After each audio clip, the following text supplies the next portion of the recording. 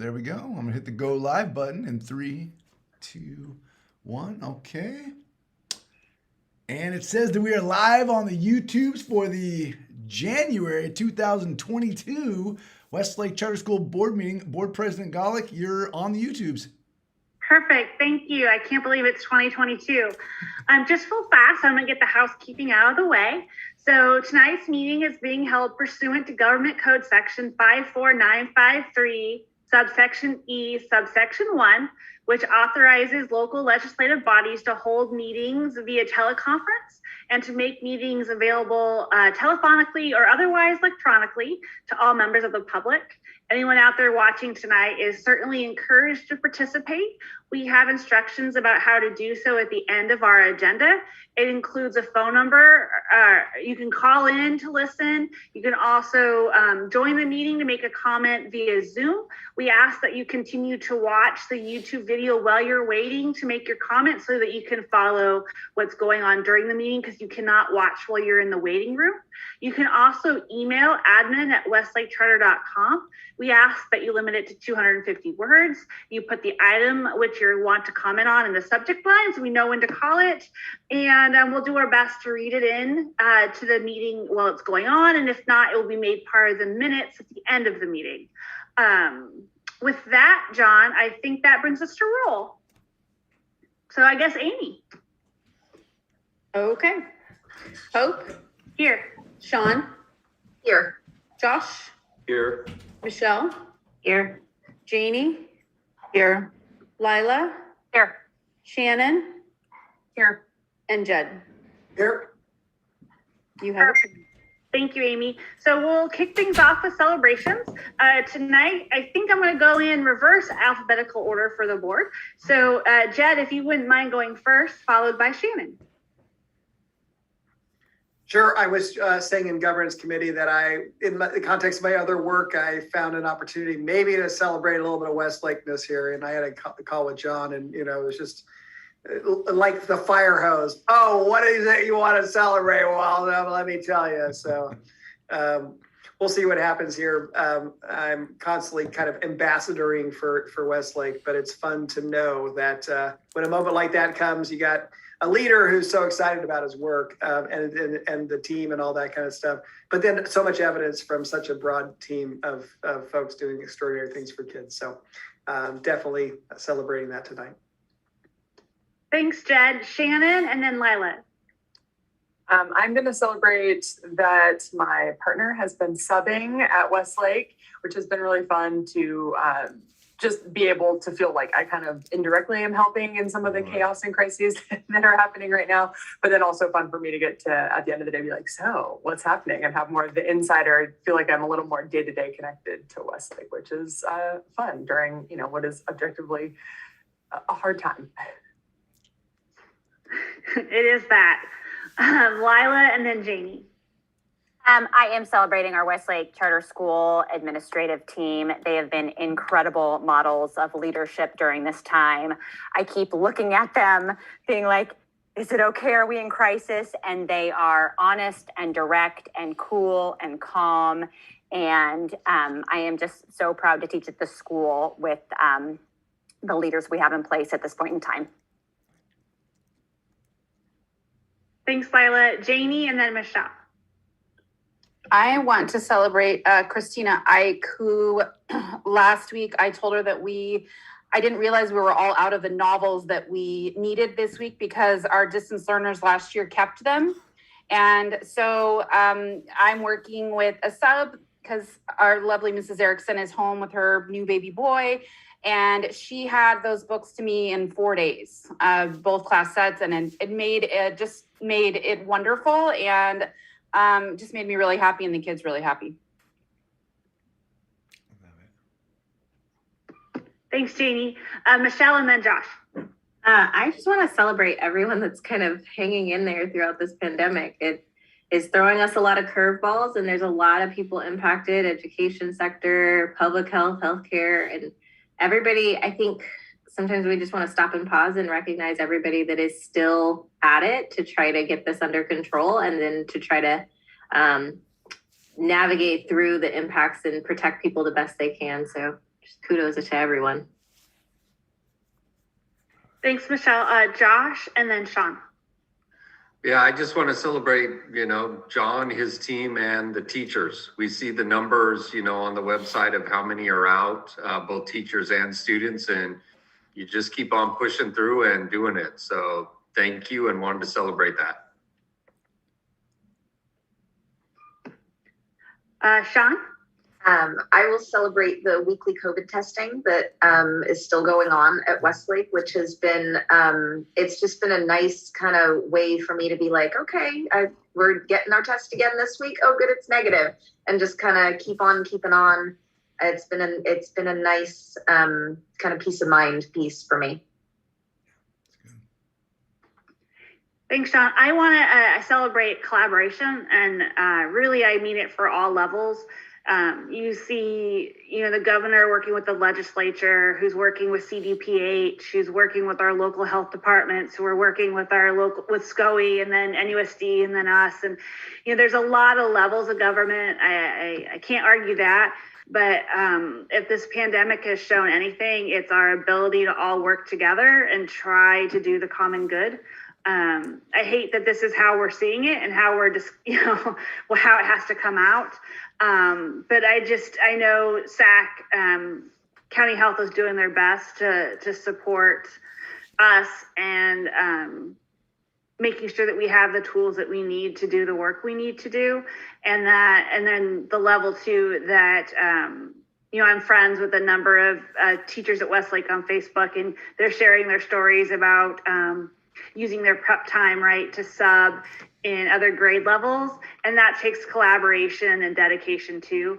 And so really that's just, I think the word for me right now is collaboration. And I'm just so thankful that in our community, we have a lot of adults who are willing to work together to do what's best for each other and our students. And so that means a lot to me. So Amber, if you want to celebrate, and then Steve. Sure. Mine kind of piggybacks off of yours, Hope, is I just want to thank everybody really for making sure our students feel safe and comfortable every single day. Because every day I pick up my kids and I'm like, how was the day? And they're still happy to be there. And they have great stories, whether they had their regular teacher or had 7 different people come through during the day. They have great days. So they're safe and they're protected and they're comfortable, and just all those kind of warm words. So it's good news.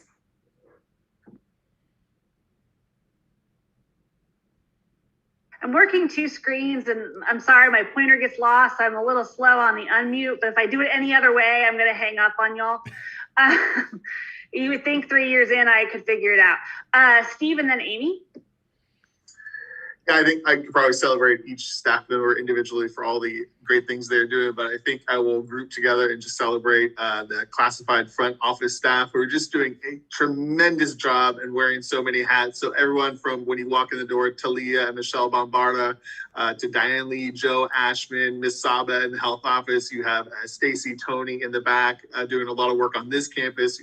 We have Carla and Jovi on the other campus. That all leads up to Melissa Grunholz, of course. I mean, that entire team is doing just such a fantastic job. So a big shout out to them. Yeah, I mean, a lot of schools and districts have had to sort of cut certain pieces of COVID response. And I'm really proud of Westlake continuing to do the hard work. And it's the classified staff who are a major player in keeping that going. Amy, and then John. I think we've talked about this before. We may have even celebrated it before, but I want to celebrate our Franken subsystem, which sounds really weird. I know. I am loving it. Last week I posted on my personal Facebook page that I'm so proud of our school and our team for just really standing shoulder to shoulder and jumping in there wherever we can. And I was in so many classrooms last week, I lost count. But it was the best way to connect with kids in a very different way than I'm used to. And so it was super fun and I loved it. And I was really bummed this morning that I didn't have a classroom to go visit, but it's fine, whatever. So I'm celebrating the unique way we are handling our staff and sub situation. Well, I believe even our CBO has subbed, right? Yes, Oh, yes. yeah. Is that what I heard from? Almost every single staff member has subbed once, if not multiple times. Last week, I think my record was 4 classrooms in a day. Just jumping in and out for little bits and pieces primarily, but like getting to do a lot of the SEL stuff. I was able to go in and do morning meeting with kids and like just it's amazing. It's so much fun. But they do super love to know who the mystery teacher is going to be, which was kind of fun.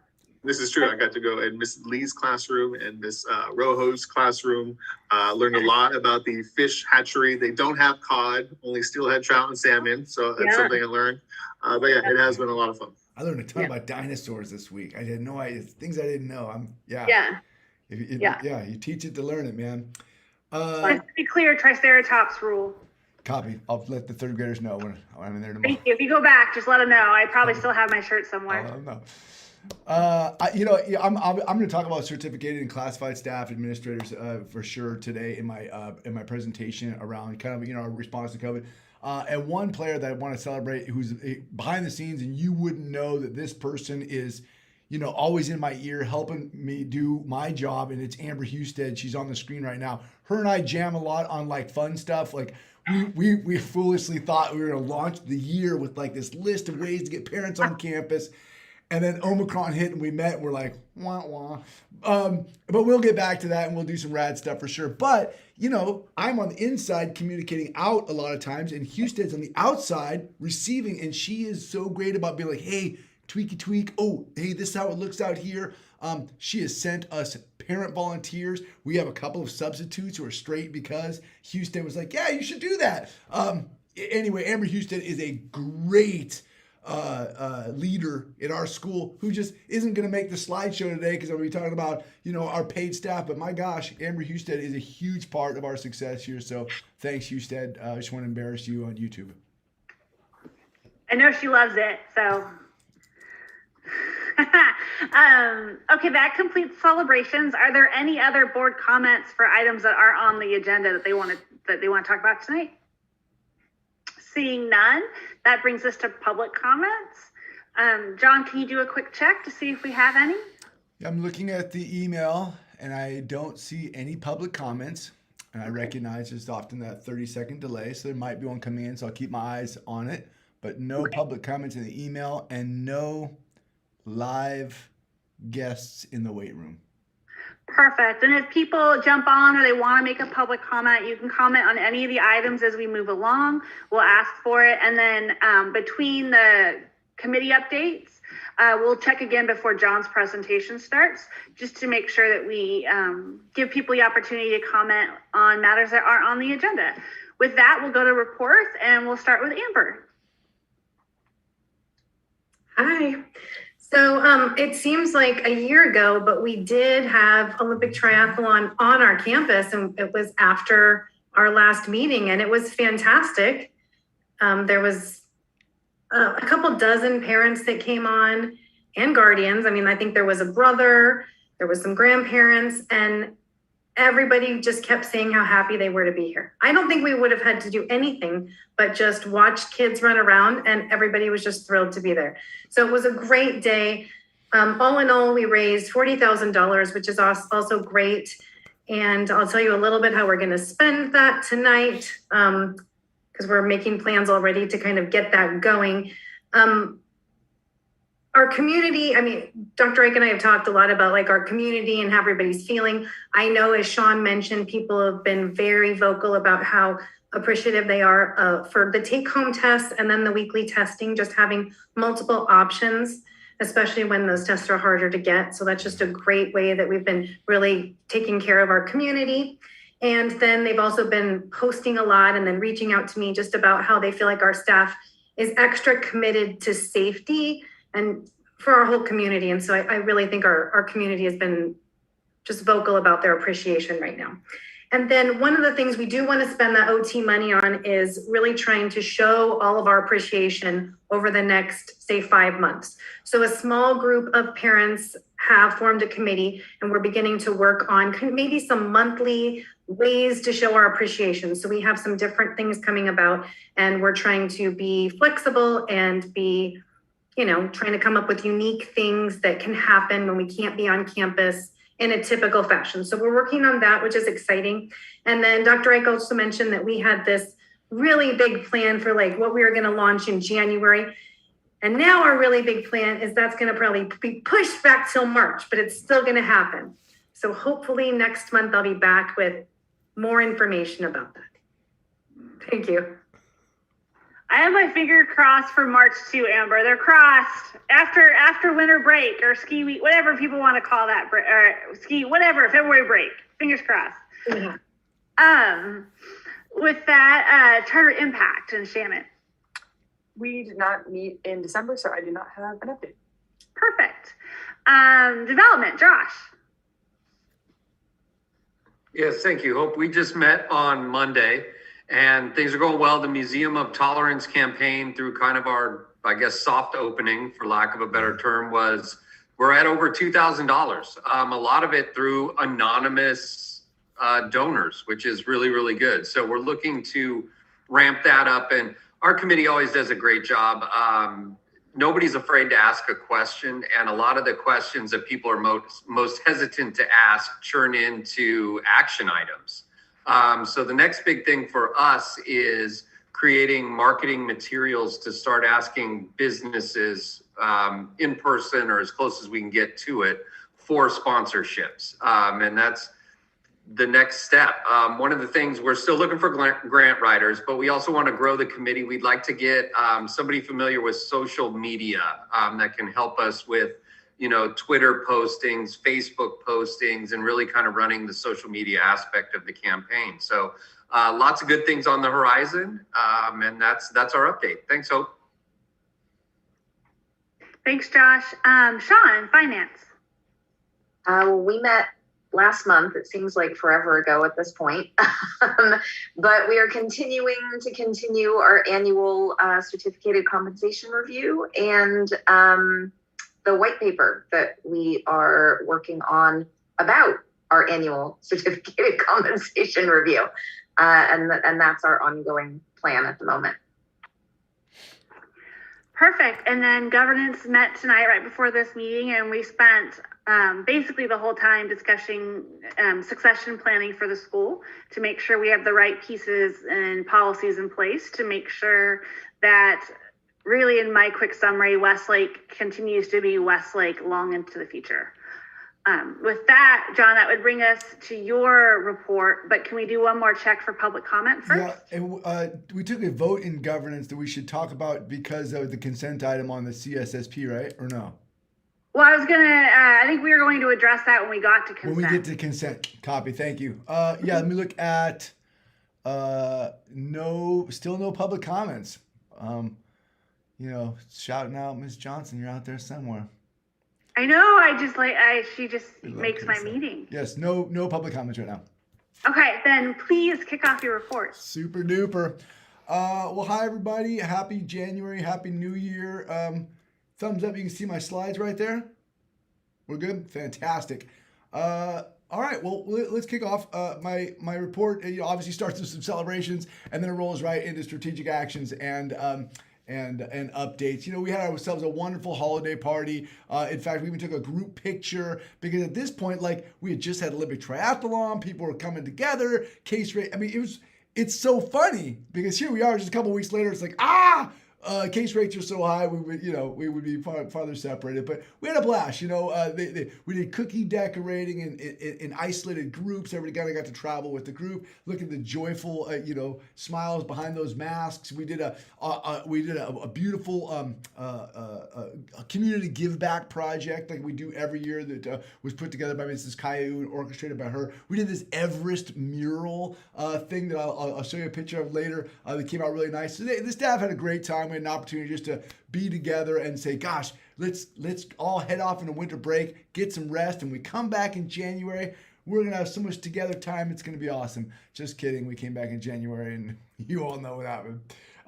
Hey, just some celebrations from the classroom because there's cool stuff going on out there. As the high school launched the second semester, flex blocks in week 1 got to be kind of fun because there wasn't, we're just starting classes. So they were doing some fun projects in Dr. Galloway's class. They were doing robot artwork, which is really cool. They built these little robots that moved around and created artwork, and the kids were super engaged and having fun. It was a really nice way to launch the new year. This is always one of our favorite celebrations on the podcast with Mrs. Hughstead. We're always talking about spirit days and whatnot. And Pajama Day was just wild this year. I mean, I don't think anybody but me was dressed in regular clothes. I feel like I was the only one not wearing pajamas. It was quite a day at Westlake Charter School. Love some Pajama Day.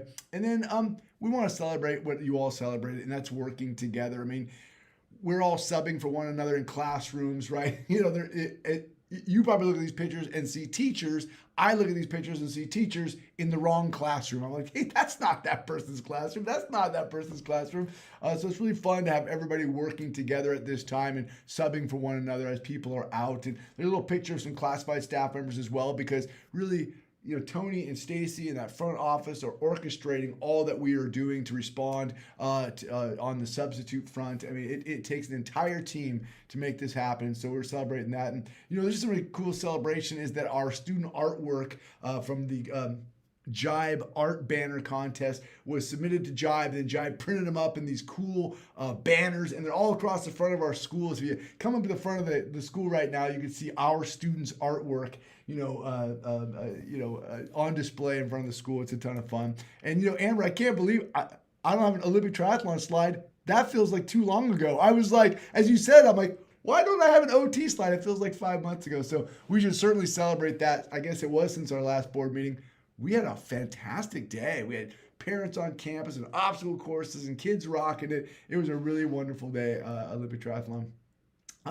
My strategic actions today, as you might imagine, are somewhat in response to the Omicron surge. I kind of want to let the team know where we're at and what we're doing strategically to make sure we're mitigating this surge. We want to talk a little bit about certificated substitute teacher staffing, classified staffing fatigue, contact tracing, independent studies. Those are some pieces regarding Omicron. And then I have a bit of a celebration and update for the board regarding classified compensation. The reason that's in strategic action is because that action is really dedicated to goal area 1, which is recruiting and retaining high quality staff. And certainly compensation is a part of retention. And we want to make sure we're holding on to the classified staff members that keep this place running and do the amazing work that we do.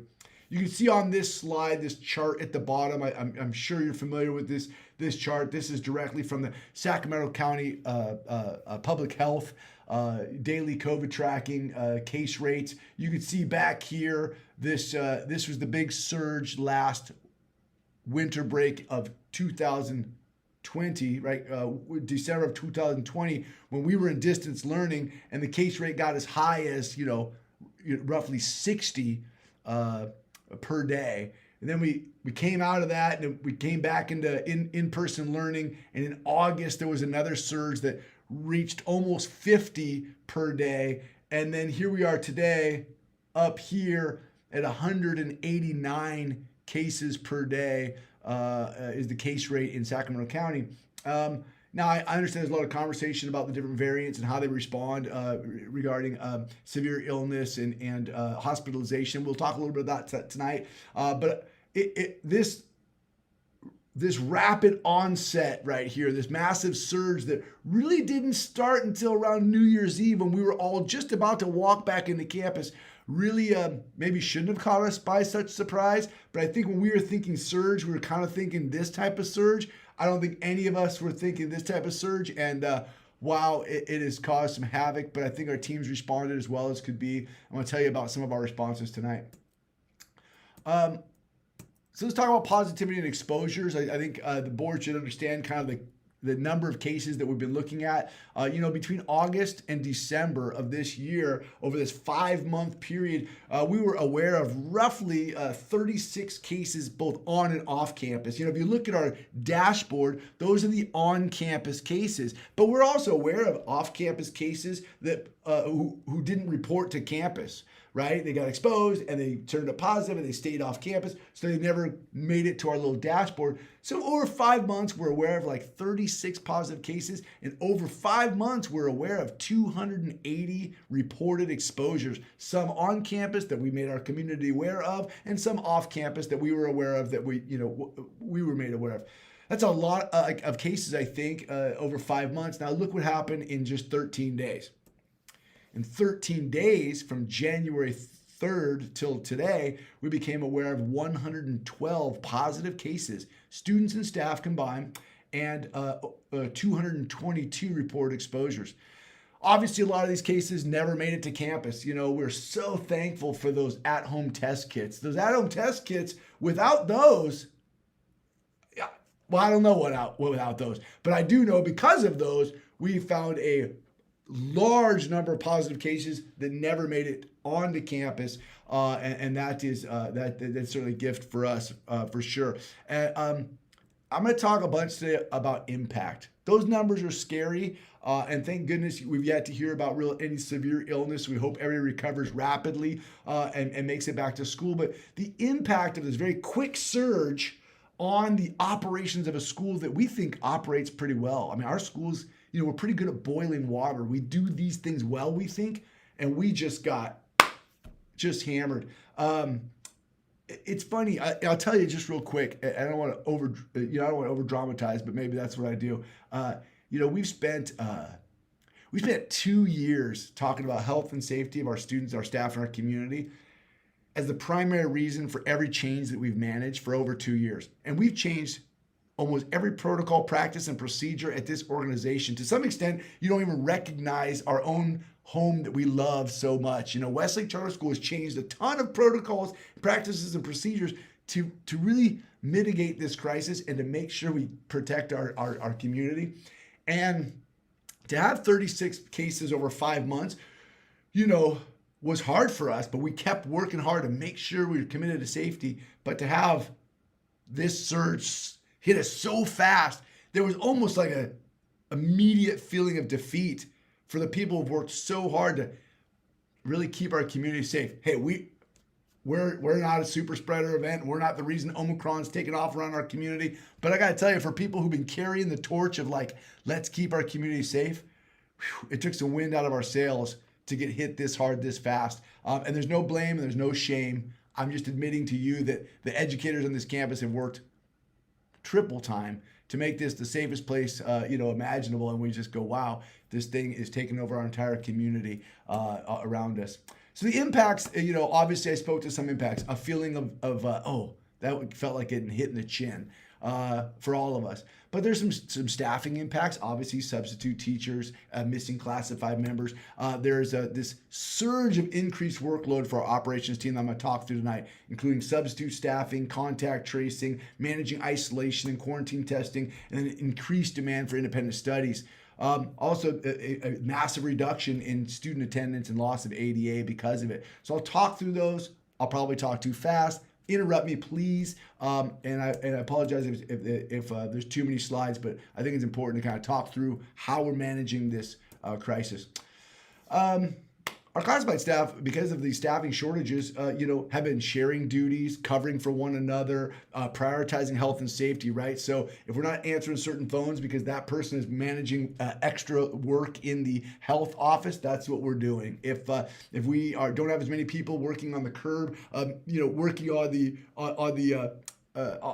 the drive-through drop-off pickup because we have more people managing daily rapid response testing in the office. That's what we're doing. We're shifting people around to prioritize the health and safety portions of this response. But with a loss of staff members, due to being out for testing positive, mitigating symptoms, and for there's been a large loss of childcare in the community. Many of the childcares in the community or childcare facilities have closed due to shortage of staffing, and that impacts our staff who have children in the community. So classified staff are working double time to cover one another. On the certificated staff side, our teacher side, we've been really using a combination of substitute recruitment. And I've been talking all year about substitute recruitment, and we've done a great job. We've got more subs here than maybe we've ever had. but with this high demand, we've still fallen short. So we've been using internal substitutes to cover classes. Every one of us, myself, Mr. Corby, Amy Wells, every teacher on campus has at one time or another subbed for someone in this last week. And we'll talk a little bit about that. Just to remind everybody, regarding substitute teachers, we have 3 maternity leaves right now, which is such a gift to those, to our community to be growing families. But that's 3 long-term subs placed in classrooms that could be subbing for us, but they're in long-term substitute positions. Remember, we had 2 resignations in the fall. Both of those resignation positions are filled with full-time people right now, but both of those people are people who could have been subbing for us right now. So you've got 5 available subs who are all doing permanent positions, leaving, us a little shorthand on subs. Now, I'll give you an example. One day this last week, we had 35 staff members out. Every one of them with a good reason, right? Either they were symptomatic, tested positive, loss of childcare. I mean, nobody was vacationing last Friday, but we had 25% of our staff. And just because attendance of students are down, it's not. You still have to have the same number of classrooms open. We all know that, but like every operation had to run with 25% less staff members. So it was a fascinating response. Compared to November, we have twice the amount of substitutes now in our ranks because we've been recruiting heavily, and we're very thankful for everyone who sent us, a Sherry Cantor, a Thomas, whoever's come to our aid and joined our ranks. We appreciate. We have twice the number of subs that we had just a couple months ago, but we have 4 and 5 times the demand this last week. And so here's my example. On Friday, we used every single substitute we have, but we still had 8 unfilled classroom positions. So 8 classrooms after already having all of our substitutes in. So we have this little spreadsheet we call Franken Substitute. I don't know why I came up with that silly name, but it's caught on. And what it means, we stitch together a day of learning. And I take the 8:05 to the 8:35 shift. And then Steve Corvink goes in from 8:35 to 9:05. And then Mrs. Rice has got she's on prep at 9:05. So she goes from 9:45 to 9:45. And then Mrs. MacGyver's on prep and and that's how we stitch together the day. Well, in one day, it took 51 staff members to cover 8 empty classrooms. But because of the collaboration of those 51 staff members, the willingness of people to go and, put me in, coach, every single classroom was filled. Kids actually had a great time. I mean, I think it got a little redundant. Some kids are like, when is my teacher coming back? You were like the 19th sub I've had in 2 days, Dr. Ike. But, hey, people are in there doing a great job, bringing good attitudes. Our students are amazing. And you can tell how amazing our teachers are when they're gone and 9 substitutes come in and fill their place and the kids are directing the teachers. Dr. Ike, we're at a level 2 on classroom volume. You need to keep it down. Oh, sorry about that, kids. The kids are directing us on how to manage the classroom. And that is like a strong indicator of how well our classrooms run.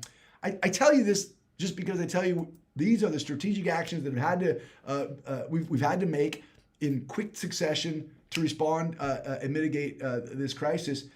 We're fast tracking several of our current employees to acquire CTC clearance so they can become substitutes, several instructional aides, so that we'll have them in reserve if we have another spike like the day we had last week.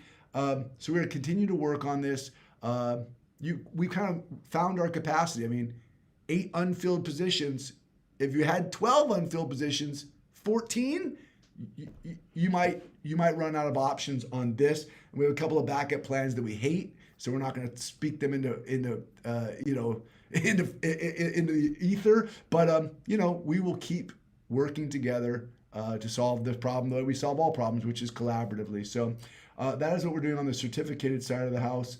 As we look at the numbers, I was saying if we have another surge like that in the coming weeks, we're well situated. But if it were to double or triple, we'd be coming up with some really strange solutions, and we'll have those if we need them.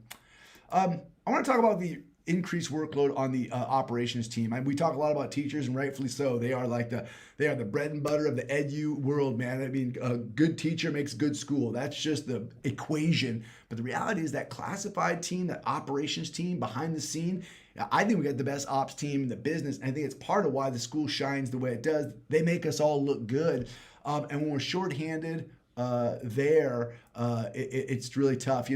I talked about having 51 teachers or 51 staff members cover 8 openings, along with having multiple subs already placed. That just doesn't happen by itself, right? That's Stacy Ramirez in the back going to place people on the spreadsheet. Oh, I can't place this person because they're actually out with COVID symptoms. And, oh, this person's switching with that person. I mean, they're spending hours every day. Stacy Ramirez is spending hours that she didn't spend before, spending now, stitching together a certificated substitute. She's always managed substitutes as part of her duties, but not to this extent. So, they're identifying absences, filling vacancies, preparing substitute plans. I got to tell you, I see the text streams. I'm like, what are you doing working at 6 a.m.? What are you doing working at 8 p.m.? But they're doing it because this work has to be done. Otherwise, Mr. MacGyver doesn't know that she's subbing for Mr. Ike tomorrow morning at 8 o'clock. Those things have to be built together whenever the absences come in.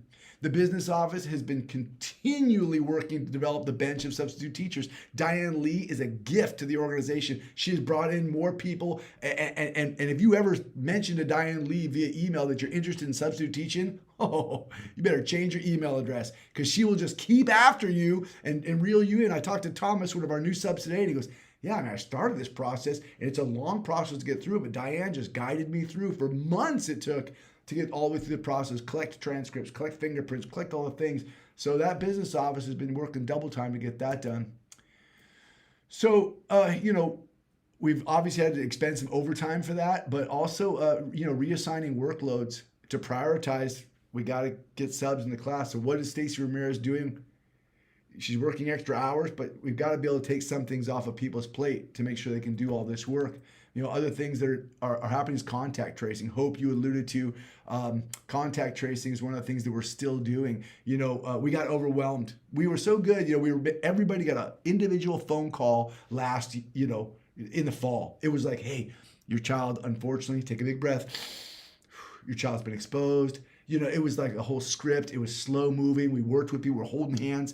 And then, bam, January 4th, we were overwhelmed to the point where we're making calls all the way into the evening. Then by January 5th, it doubled in size, and we switched to having to do email. Contact tracing starts to fall behind. So we had to allocate 2 more staff members. We now have 4 staff members. We're all caught up now. But for a couple days, we fell behind. We've taken 2 staff members out of position and put them on the contact tracing team. And kind of here's why. So each positive case, if you envision this, each single positive case, whether it's phone called in, hey, I just want to let you know my daughter's at home today because she tested positive, or if a student's having symptoms and we test them here in the office, or if they're on a mandatory testing regimen because they were a previous exposed case, for any reason, if they test positive, it triggers an investigation. And that investigation is, oh, hey, can you tell us your child's vaccination status? Okay, great. The last day on campus. Hey, when was the last day the student was on campus? Symptomatic. Is your child experiencing any symptoms? Potential, has there been any exposure off campus? So it creates this row of data. It's a lot of question and answer. Sometimes it requires, an email response back, another email response back, pick up the phone call, just for one case. Now we're talking about these cases coming in 3, 4, 5, 6 at a time. It's created a ton of work. And so we fell behind. We've allocated 2 new staff members, pulled them out of their previous position and put them on the contact tracing team. So we basically have 4 people who are full-time right now, making sure that during this surge that everybody's getting proper notification regarding contact tracing, because we fell behind those first couple of days. Now, we're doing that on purpose. It's a decision. There are other organizations that have already adopted this kind of group email that just says, your child was in a room where somebody tested positive. It's on you. It's on you to test It's on you to come back based on the decision tree. And then, we'll take your negative result when you come back. Some people started that as early as last week, and yet the California Department of Public Health had not yet communicated to Sacramento County Public Health that group contact tracing was yet authorized. As of today, we received a notification from the Sacramento County Public Health that says we can do that type of group contact tracing. But up until today, we just weren't willing to throw in the towel and say, oh, we're overwhelmed. We doubled down, allocated extra staffing because we thought, number one, we've always said through this whole pandemic, health and safety is first. Number two, we have said that I don't want to get called to the table and answer why we're following some rules and not other rules. Up until today, the rule was every close contact was supposed to be individually traced. And so we've continued to do that. So if we decide to do group tracing later, that's now allowed to be done with the new rules. But up until today, we made sure that we're following every guideline that's been issued to us by the Sacramento County Public Health. Did we fall behind for the first couple of days? Yes. We've now allocated people, and we're back on track with that. Managing isolation and quarantine testing, we sent over 1,000 test kits home over winter break. It's a good thing we did, because we identified lots of positives. We got a second wave of take-home tests. Hundreds have now gone home. They're still being used. But this is interesting. Leading into winter break, the health office assistant was managing, 2 or 3, maybe 3 to 5 on-campus tests in her office for exposure, for symptomatic tracing, things like that. We are now, in the last 13 days, averaging 30 in-office tests per day between students and staff. Each test, you got to open up the box, you got to log in the name, you got to put on the gloves, you got to get the person to swab, you put the swab in the thing, then you got to set a 15-minute timer. That's a 15-minute test on top of all the phone calls that come after the test and let the parent know. If you do 15 times 30 a day, it's 7 hours just testing. This is the same person that meets with all of our diabetic students on a near, bi-hourly basis. This is the same person who manages all of our health 504s. This is the same person who gives out ice packs and Band-Aids for boo-boos on the blacktop. Look, we said 7 hours of testing every day for the last 13 days on top of her regular job. So again, what have we done in response? We've allocated some help to that person. So if the phone rings a couple extra times, it might be because that front office assistant is helping with some of those health and safety pieces. And my last piece on this is critically important that I talk to you about because it's about independent studies. We've been managing independent studies coming into the winter break, coming out of winter break. It became apparent right away that we were going to have a massive surge of COVID cases. And because of this massive surge, that we were going to have an overwhelming number of people requesting independent studies. I want to be clear about independent studies. All independent studies contracts are kind of bureaucratically handled through these office teams. So Stacy Ramirez, remember, who does all the substitute staffing, she also happens to be the person who manages independent studies. But independent studies is supposed to be this slow process with 5 days advance notice. Oh, you guys are going on a vacation, or your child's going to be in the hospital, or be unavailable. We'll manage. It's 5 days away. The legislature said, hey, use independent studies as this emergency response tool to recapture ADA. And I got to tell you, it just wasn't designed to be an emergency response in a surge like this when staffing's already shorthand. So we made a emergency response internally as a team to shift our protocols. So rather than at each independent studies bureaucratic request, creating a contract, creating a folder, communicating with the teacher, asking the teacher to create all this work, that we're going to bypass that and go straight to families. If you want work, you can communicate directly with the teacher and get at-home work. Now, this is important because streamlining the independent studies process, saying, hey, families, You can communicate directly with your teacher and get at-home work. That is at-home work. It is not independent studies. And if you don't use independent studies, you don't get the independent studies paperwork. If you don't have the independent studies paperwork on file, you can't file that independent studies to replace ADA. So if you have 123 students out for an average of 5 days each, if each of those kids would have asked for independent studies and done all 5 days worth of work and put all their work in the file appropriately and filed it the way it should have been filed, that's $50 a day, 615 days of ADA. That would have been $30,000 over these first 2 weeks of ADA loss. So we made the decision to not process independent studies for the next several weeks until this surge comes back down, and we'll re-engage the independent studies process. Why did we do that? We did it for the same reason that we stuck with contact tracing. We're committed to the health and safety of our community, put all of our resources into health and safety mitigation and protecting our students, our families, and our staff. And we're committed to goal area 1, recruit and retain, and it is a retention issue. If we lost one more teacher who burned out and broke because we're burying them in bureaucratic independent studies paperwork at a time where we're all substitute teaching for one another, we just looked around and thought, it isn't worth the money. We're going to potentially lose 30 grand. Okay, you lose one teacher, it'll cost you $70,000 to replace that person. If you burn out one Stacy Ramirez in the office, she's literally irreplaceable. You could hire another secretary, but it would take 4 years to train that person to do even one half of her job. So we're going to eat that ADA for the next couple of weeks. I'm not super happy about it. I know Steve doesn't love to burn a pile of cash. The reality is, all the independent studies that we offered all fall,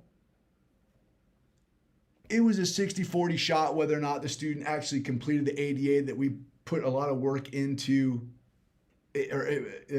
facilitating. Our teachers were working incredibly hard, often after hours, to create an independent studies packet that had meaning, and often the parents were like, oh my gosh, we're just not feeling well enough to do it. We're not going to do it. And you go, oh, well, okay, well, you're not going to do it. We don't get the ADA anyway.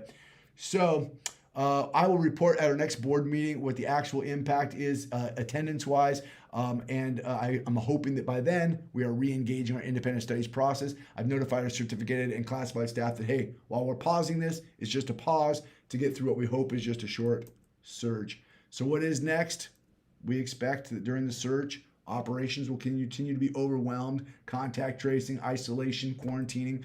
Instruction should expect low attendance, which means we are assuming low ADA, and the continued need for coverage. And we'll be subbing for each other as needed. To be clear about the governmental response, the outbreak tracking is a protocol now from the Sacramento County Public Health. It says, hey, if you have 20% of a classroom who has tested positive and been on campus, you should report that to the Sacramento County Public Health, and they will issue some guidance back to us on what to do. We've talked to several partners who've sent up notifications, and no one's heard back yet, because I'm sure they're as overwhelmed as we've been overwhelmed. But we're assuming it's going to be something to the effect of, hey, you should test everybody in that cohort and start some testing regimens, and that may lead to like targeted testing for cohorts of kids. Doesn't look like school closures are a conversation. I'm sure you're reading the same tea leaves that I am. There doesn't seem to be anyone interested in full closures. So I think that outbreak targeting is probably what's going to happen, and it may lead to potential classroom closures, right? But no one's talking about going back to distance learning. We are seeing increased access to testing, which is nice, especially with those take-home tests. And the models that we're looking at is we're hearing Omicron is on the spike, and that they're expecting by late January, early February, and we're targeting February break on February 18th. By February break, maybe this Omicron surge is past us. We are hearing, in the news, as are you, I'm sure, that there are reduced levels of severe illness and hospitalization, which is wonderful for our community because it is spreading so rampant that we hope for, no hospitalizations and severe illness. and there's this interesting talk, and I bring it up because we are in this. Teachers are in the classroom. They're in this exposed position, and we talk about like, what does this all mean for the future of this industry? And I think people are starting to hang their hat on this hopeful hook that is, well, if Omicron is telling of how this goes, yes, it will spread rapidly, but if it's low severe illness, low death rate, low hospitalization rate, then does it change from a pandemic to an endemic, meaning that it's just here in our community, pervasive, and it acts much like the flu, and then it comes and goes when it does. If that is the case, I'm sure we will see policy follow, and we will adjust accordingly. So that was a long Omicron update. It was a roller coaster of a week, and we've made some big decisions. I needed you to kind of hear what we've done, and we've been kind of flying hot. Thoughts, questions, concerns? Anybody got an ad?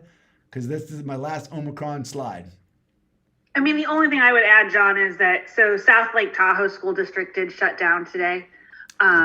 Through next Wednesday, they're sort of taking advantage of Monday's holiday to spread out to give that 5-day or a little bit longer waiting period. So I think that, some districts are been forced into the position. And I'd like to say, and I fully believe that the responsiveness that you and admin have had is what keeps us from being in a similar position. So I use it more as a way to highlight and thank you for all your efforts. Not that South Lake Tahoe isn't doing everything they need to do. Don't get me wrong. Yeah. I feel like you've been very responsive to the needs, and I just want to appreciate that. Yeah, well, also, I don't know what South Lake Tahoe's position is, but like, if you don't have the 51 people who are willing to step in and cover the 8 vacancies, you just got 8 vacancies, and now you're in big trouble. I mean, it's admin response, and big credit to our principals, our directors, and the whole team, but like, hey, the whole team here is like, okay, coach, put us in. It has been a wild thing to watch people literally joyfully subbing for each other. I mean, hey, we're all like exhausted and like, this is scary.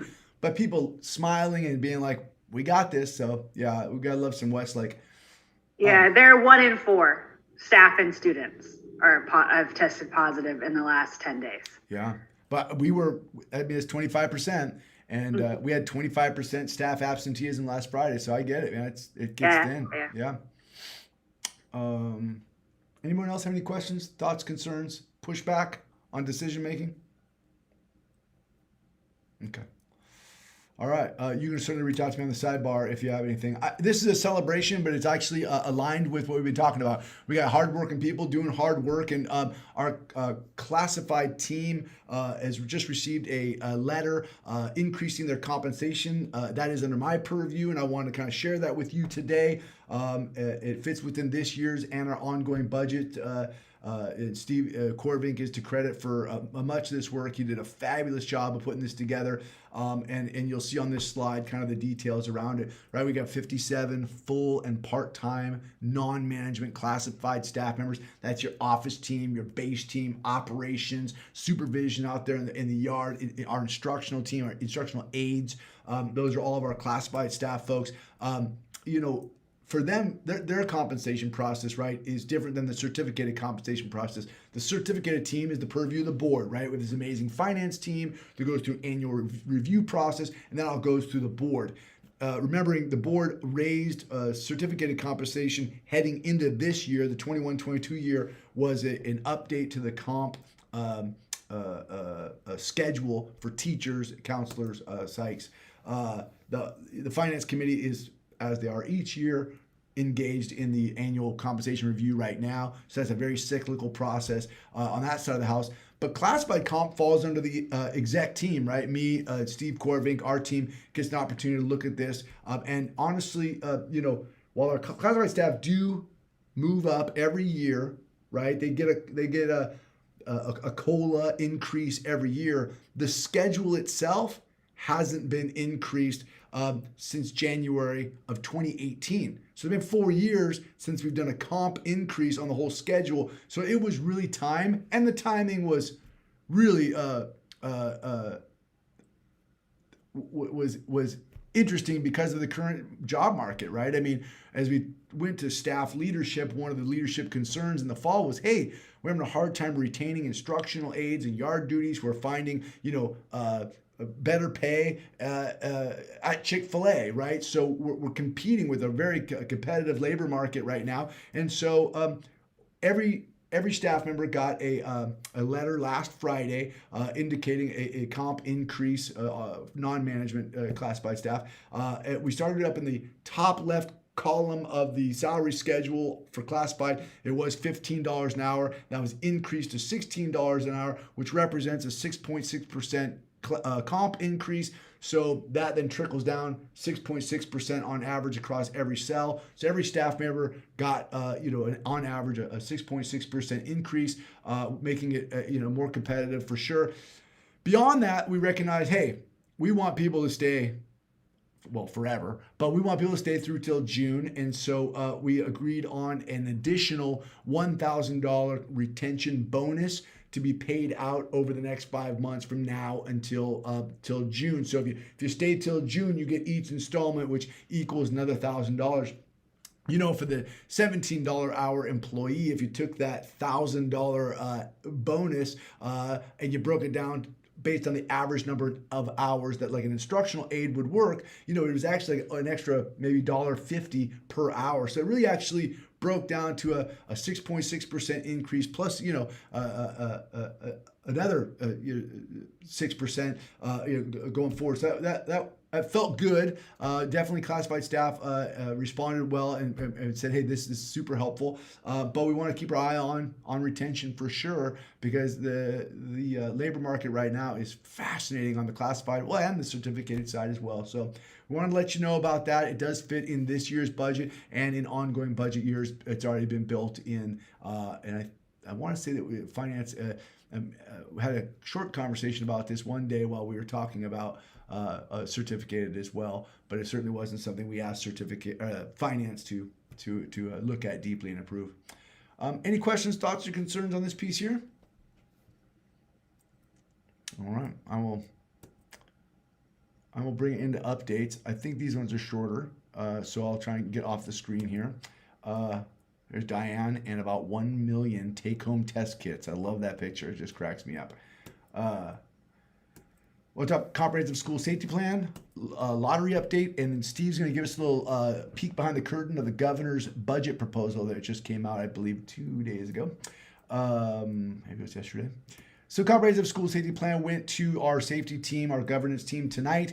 They had looked it over. Big shout out and thank you to the team for reading the 200-page document. The reason it isn't sent out to everyone on the board is because this is a document that we like to keep, self-contained. If you want to take a look at it, it is on file here in the office. We try not to digitally distribute it for the obvious reasons, because it has our emergency response in it. Hope, your hand's up. Sorry, I don't mean to get off this topic. That picture, though. Yeah. I thought so. Is that the cool artwork in the background? Oh, that's what I did. So yeah, that's where the picture was. I forgot where it was. Thank you, Hope. Yeah. So each team during the holiday party got like one tile that was that they were supposed to decorate. And there's feathers and glue and different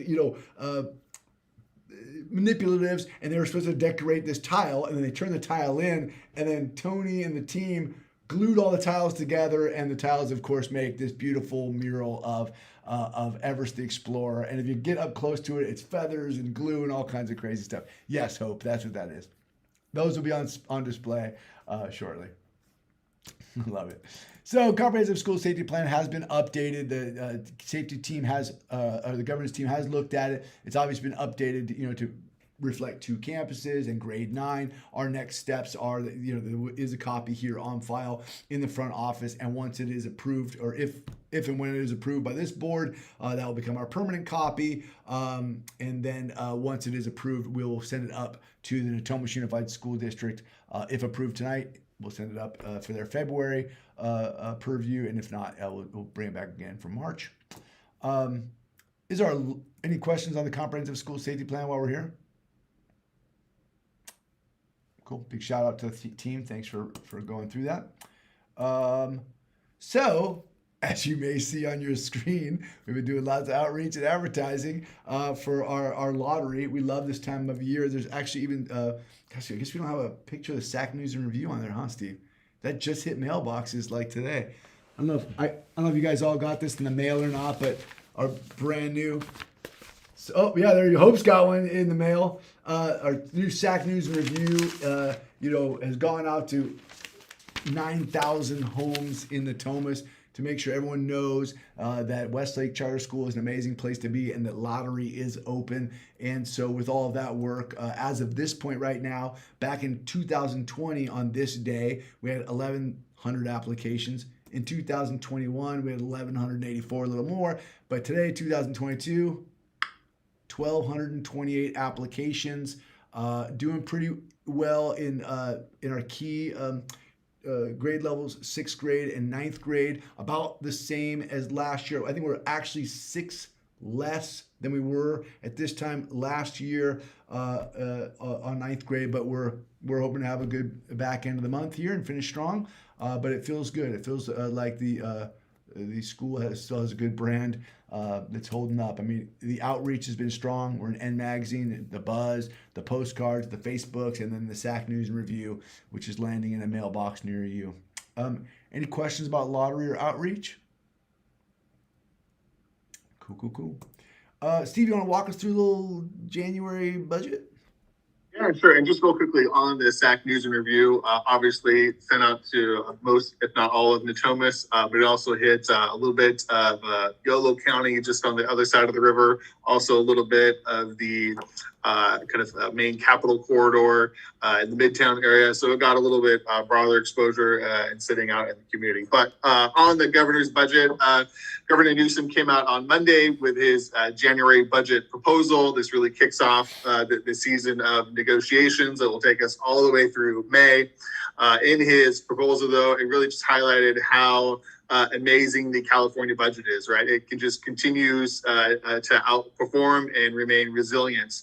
That's probably highlighted most on the edu side of the house with the 5.33% increase to the local control funding formula, or LCFF. Again, his proposal to increase that, which is just, again, a great amount of money that potentially coming to schools next year.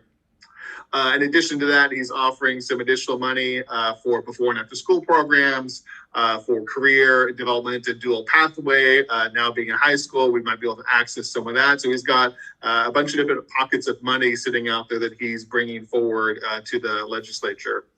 Also proposing ongoing universal free school meals, which many of our students have been taking advantage of over these past several months. He's looking for that to continue.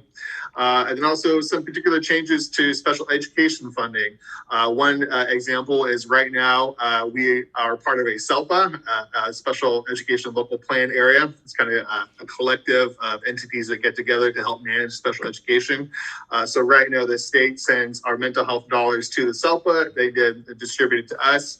Governor Newsom is proposing just to kind of cut out the middleman and send it directly to us. So kind of see what happens with that, and a couple other special education pieces coming forward too. Special education, by the way, also considering to get that 5.33% increase. So not only on the LCFF side, but the special education side of the house as well.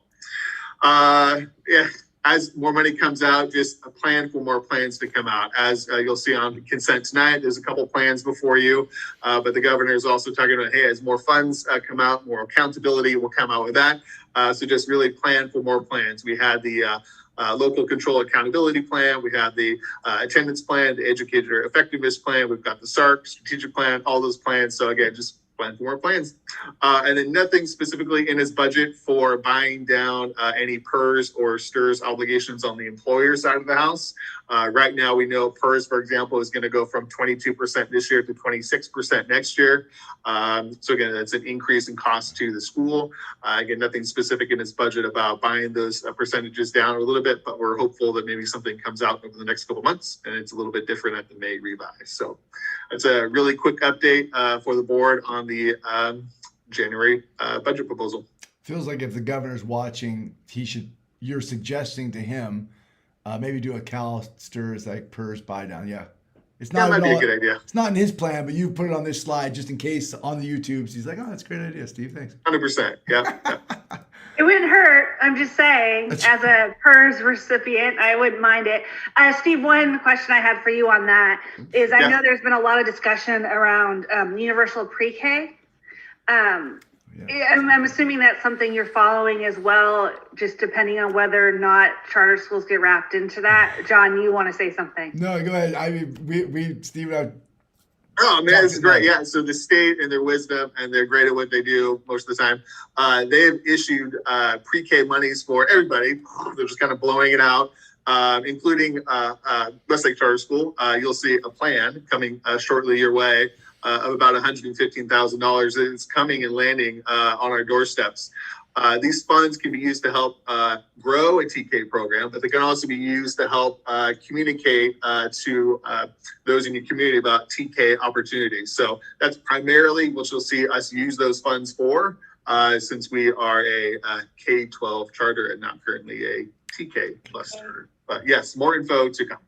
Yeah, it was just an interesting piece of his budget proposal. I thought we could just, quickly address like that. So thank you. You got it. Whoops, that's not up, is it? Sorry, Hope. Back to you. Well, easy peasy. Would you mind checking for public comment? Yes. No public comment. Okay. John alluded to this earlier in regards to the comprehensive school safety plan, which is item E on the consent agenda. Sean, being the expert editor and reviewer that she is, had a couple changes to the plan that we'd like to sort of modify the approval of, just to include. Sean, would you mind just walking through those real quick? Sure. Yeah. So first of all, the plan references our dress code policy in a couple of places, and given that that has been sunsetted, that just needs to come out. At the very beginning, it references on the what's it called, the committee, there being a parent of a student at the school, and that parent is Hope, and sadly, she is no longer a parent at the school, although she is still at the school. So we need to change that to somebody else. And then also in the section on fire hazards, it says that we are a K-18 school, which is a lofty goal, which we are not yet at. So I would suggest that we modify that to 12. Trying to sneak that one past you and open a university all in one consent item. Yeah, you pretty should. I mean, it would be something, but that, I mean, technically is graduate school too. So I mean, we can, sure, let's start offering masters. I say, let's go for it. And just for the reference, we do have two parents on governance. Both Sean Berman and Michelle Gibbons are currently parents at Westlake Charter School. So we do have a wealth of wonderful people who can fill in for my name on that committee. So it's not really, it's just a ministerial correction more than anything else.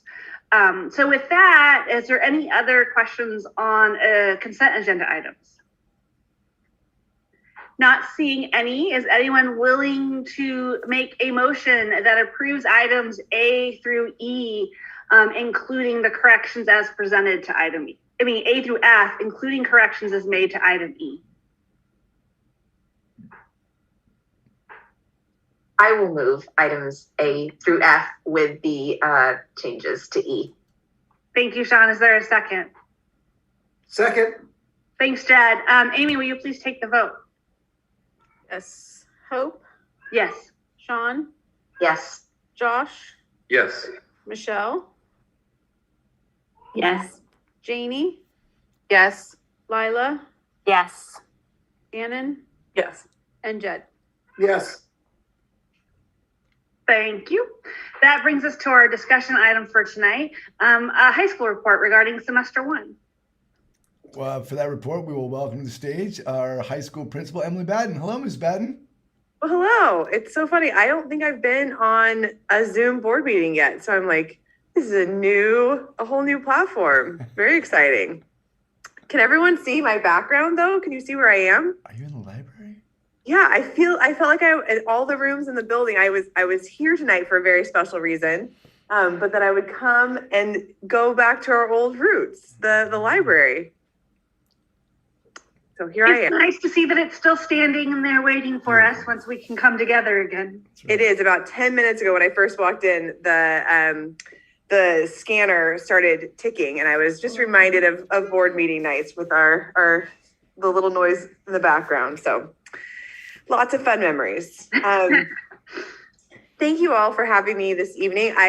I'm here tonight to hang out in the library, but also because we have a boys basketball game going right now. So our boys are playing Vacaville Christian, and I walked out and they were holding their own. There was a really strong team they were playing against, and our boys have demonstrated time and time again their teamwork and just coming together to face many different high school opponents. So it was a fun game, and I hopefully will get back to see the end of it. So I am here tonight to provide an update on our high school at a really exciting point in time. We have completed, as of December 16th, semester 1 at our high school, which, just as a reminder, means that for all of our freshmen, they have completely finished their first 4 classes of high school. So they have completed a year's worth of classes, 4 classes, and started another section of 4 classes.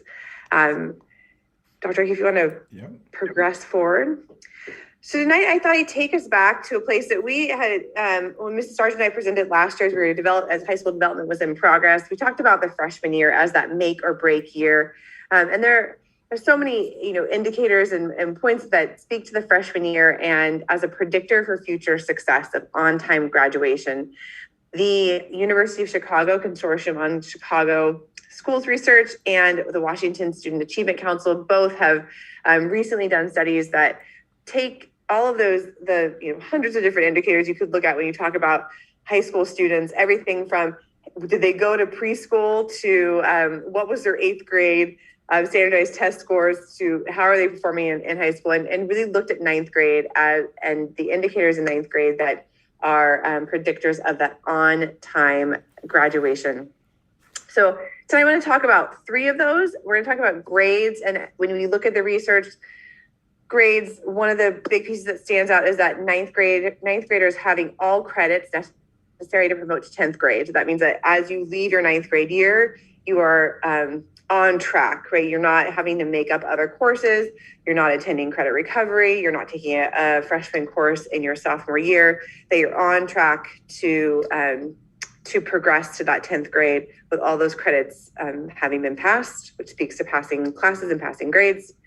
Attendance is, of course, an indicator. And when we speak to attendance, it is absent fewer than 8 days. And I say that with a little bit of because I know that Dr. X has talked about attendance and our current state of affairs. And so this is a absent fewer than 8 days, maybe at a different time, but we'll talk about how that's impacting our high school plans. And then connection to school. That idea that you are involved in sports, on-campus events, clubs. So those have to exist for you to be involved in, and then that you're plugging in and connected to those events. And all those 3 pieces, checking those boxes would be indicators that you are on track to graduate in those 4 years on time. Now, just as we go to look at this as these indicators as they line up to the data coming out of our first semester, I have to say as my own reflection that looking back on this research, I remember my year ago self thinking, well, yeah, right, that makes a lot of sense. As you put 130 9th grade bodies into those buckets, the stories that begin to come from them just breathe life to each of those indicators. So I'm going to share some numbers with you, and then hopefully, as I share next steps, you'll see how we have, continue to expand our mission statement through 9th grade to ensure that each of these students is receiving the personalized path towards graduation that they deserve. So as we look at our on-time graduation indicators, specifically with regards to grades coming out of our first semester at Westlake Charter High School, 96% of all first semester grades were passing with a C or better. And you'll see in parentheses there, not students. So that wasn't to mean that our students didn't pass, but I just wanted to make sure that it was clear that each student earned 4 grades in their first semester. And so that's 90%, 96% of all 520 of the grades that were assigned in the first semester, 96% of those grades were passing with a C or better. And you'll remember back to our grading scale that any grade below a C is considered an IE or insufficient evidence and is not passing. Next slide, please. All right, we'll look at attendance now. And so as we look at attendance for our freshman class, as of December 16th, the end of that first semester, we are at 96% average daily attendance as of December 16th. And in that 96%, we look, chronic absenteeism is another one of those indicators around attendance that's a really important one to look at. So 10 of our students as of December 16th were chronically absent. And that means that they've missed 9 or more days of the 87 days that we have had thus far this year. So chronically absent is a student who's missed more than 10% of the school year, 10% or more of the school year. Again, in this really, getting to look at our freshman class and begin to build our practices and scale them to where they'll need to be when we're 9 through 12. Right now, we can look at each of those 10 students and they each have a very specific story that ties to why they've been absent, right? And those numbers, I just out of curiosity, pulled that report again today. We've had some shifting in those numbers in the past 8 days that we've been back since the end of our semester. But we, again, I'll address that as we move forward to next steps with attendance. And then that connection piece, and this is something that we've come to share with the board as we've talked about how we are creating that big school feel in a small connected campus of 500 students. So at our club rush back in the fall, 100% of our students signed up for at least one club. That was a big push of our student leadership group. And 61% of our students attended the masquerade. And as of our winter season, so we've had cross country, boys soccer, girls volleyball, boys and girls basketball. Our boys team, I don't know if you can hear them out there, they're just leaving. The game just ended, so they're walking past the library right now. 35% of all 9th graders have participated, are student athletes and have participated in one or more sports. We do have our girls soccer season kicking off right now, and boys volleyball is going to be starting very shortly as well. So 3 full seasons of sports will have been run and competed in Westlake Charter High School. So with that data, it's our first data point. We get to kind of get into it and start figuring this out. And I think as we talk about our next steps, an important piece to think about and know that is on our brains is not just next steps for the next semester, but again, that scalability of these next steps. So each of these pieces it's really, for lack of a better word, easy at this point to say, okay, 130 students, we're gonna get each of these students across the line, but we need to make sure that anything we do in this freshman year is also going to be able to be done with fidelity when we're 500 students wide and have 4 grades. So when it comes to looking at next steps around academics and grades, as one of the indicators, we have a team that is comprised of Mrs. MacGyver, the amazing Mrs. MacGyver. My intent was to call Mrs. MacGyver out for all of the data on the screen and just give her major kudos for all of the positive, the data that came from our first semester. She's been such an integral part. That is my celebration. She's been such an integral part of the success of our high school and our high school students. So we'll have a Flex Block ad hoc team that will have teachers and our TOSA, our counselor, and our director of student support services. And that team will be looking at how to make sure that Flex Blocks are truly that vehicle that does not let any student fail. Our amazing MTSS team, which I just named 3 of the members of that team, are also in conjunction with our Flex Block looking at how to create protocols and continue to refine protocols that address student needs, that we're tracking students and catching them as early as possible to ensure that no one slips through those cracks and that they're all meeting those indicator benchmarks in the 9th grade year and beyond. With regards to attendance, it says supporting families, and I think that those 2 words have so much more beneath them. I had probably 4 or 5 sentences of things that are happening.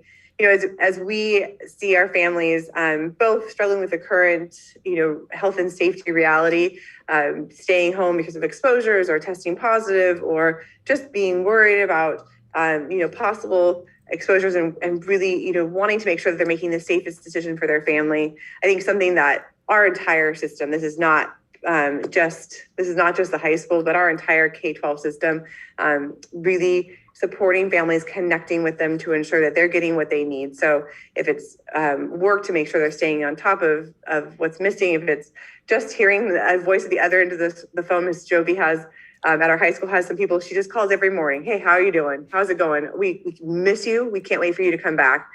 And as things start to, the ship hopefully begins to right itself, we will look at these students and their attendance story and ensure that we are not allowing those days missed due to, things outside of their control be a negative impact on their high school experience. I think it's something that's going to be really important for our team to look at and, analyze this year and then build, again, those scalable protocols moving forward. And then connection to school. We have a couple student surveys that are coming out over the next few months. Our leadership team is doing an audit of all of our clubs to ensure that those 100% of students that signed up are actually actively participating in the clubs they signed up for. And then we are looking to expand our sports offerings in the 22-23 school year. And that is my presentation, everybody. It's so funny presenting on this on Zoom. It's so different. We love it. Thank you, Mrs. Batten. Team, do you have any questions, thoughts, concerns, feedback from Mrs. Batten? Josh Krell? Yeah, thank you, John. Emily, I want to salute you and your team and congratulate you guys. Based off of all that, it looks like it's been a very successful first semester, and wanted to salute you. Also let you know, Emily, a lot of what we're doing on the development committee, affects what the high school is. And I want to give you an open invitation. Anytime you want to pop in to any of our development committee meetings, please feel free to do so. I would love to, Josh. Thanks for the invitation. I will definitely make sure to do that. Other thoughts, questions, concerns, grades, attendance, connection to school?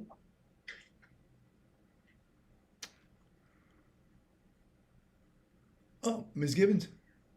I just want to echo the kudos. It's amazing to see what's been stood up also in the context of a pandemic. Like, I just can't imagine absent a pandemic, what else you all would have done. So this is amazing. Great work. Our students do have a list. Our students and our athletic and activities director have a list of all the things that we would do if we didn't have health and safety restrictions. So we're going to keep this list going to make sure that once those are gone, we are ready to roll forward with all of the things. But yes, thank you so much. That is definitely an amazing team that is making that happen. So we just want to make sure these students have an amazing freshman year. You can't redo your freshman year. You get to do it once. Yeah. There's good research that indicates that 85% of all high school dropouts make the decision to drop out of high school during their freshman year. So it is about carrying kids through their freshman year to play the high school game. I know that Emily Batten's heart is on her sleeve, and it reads loud and clear, 100%, all means all. Every one of these kids is going to pass every one of these classes. I think Emily Batten's the only high school principal in America that felt bad about a 96% all grade pass rate. Anybody else is like, oh my gosh, right? I think it was just over 1% of the students had one or more F. You've done an amazing job in semester one. I know you're gonna do a better job in semester two. You have a phenomenal team around you, but just in front of the board, Emily, I'd just like to say the work you're doing is, like Ms. Gibbons said, unimaginable, especially in the middle of a pandemic. So thanks for doing what you're doing for the community. It is hands down phenomenal work. What a brilliant first semester. Thanks, Dan. And I just wanted to add on to that real fast, John. I mean, Sean and I both had freshmen who unfortunately had their freshman year last year, right? And so to see what you've been able to pull out as a first year class in the middle of all this, it's just amazing. Yeah, well, and I think a huge thank you needs to go to the board and Dr. Ike. I got to work alongside and talk to a lot of school leaders in that year of development with Mrs. Sargent last year. And the intentional planning that you all have put into ensuring that this school opened, again, as an extension of our K-8 is the reason that we sit here today. So, thank you for for the time and the support and the conversation and the effort and the planning that went into getting us to this point. We really appreciate all of that. All right. Let's Do do it you again. still have to play the name game? Or is that not cool for ninth graders? You know what's so funny? Somebody said to me yesterday, I was walking down the hall, like, do you know everyone's name? And I was like, yeah, of course. And I just think this is so easy. 130 was like day 3, we got it. So I'm really like working on it to make sure that each year I know it's by the time we get to 500, I'll have it down. Yeah, it was one of those K8 memories, right? So I figured you knew them all. Yeah, I wonder if high school would enjoy me playing the name game. I'm sure they'd like the popsicles on Friday if I won. They might pretend they don't like it, but deep down, you know they do. Yeah, totally. It's all about reading between the lines with high schoolers. Totally. Absolutely. Yep. Well, thank you, Emily. Thank you, Mrs. Batten. Wonderful job. I might suggest if Emily wanted to, she could stay for closed. But I don't know. Maybe we're going to be talking property acquisition. I think Hope, can she stay if she wanted to? Mm-hmm. No, I don't know. I mean, you can say no. I think she can. If not, you just say no. Are you deeming her one of the agency negotiators? Well, she could be in a hit by a bus situation like we were talking about in governance. I think it makes sense for succession planning purposes. So yes, we're not quite there yet. I'll announce it out. I'll add it as part of my closed session announcement. How's that sound? All right, go. If you want to say, Mrs. Batten, this is your out. I'm willing to give it to you right now. I'm just joking. Yeah, balance out if you have to, Em. I thought it was okay.